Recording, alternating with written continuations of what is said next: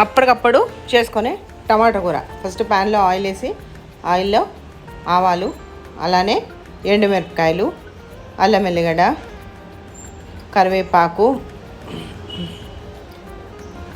కొంచెం పసుపు వేసుకొని టమాటాలు 4 ముక్కలు చేసుకోవాలి. పెద్ద పెద్దగా ఉండాలి.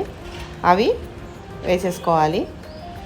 ఇది దాబా స్టైల్లో చేస్తున్నాము ఈరోజు. క్విక్గా అయిపోయే కర్రీ. మగ్గబెట్టేసేయాలి. మూత పెడితే మగ్గిపోతాయి.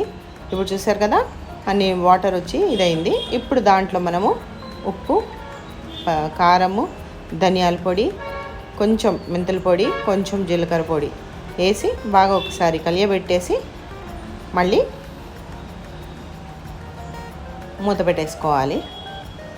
ఒక 10 నిమిషాల తర్వాత తీసామనుకోండి, గుమ్మగుమ్మలాడే టమాటా కర్రీ రెడీ. ఇట్లా తీసేసుకుంటే చాలా బాగుంటుంది. ఇది దాబాలో చేసుకునే కర్రీ.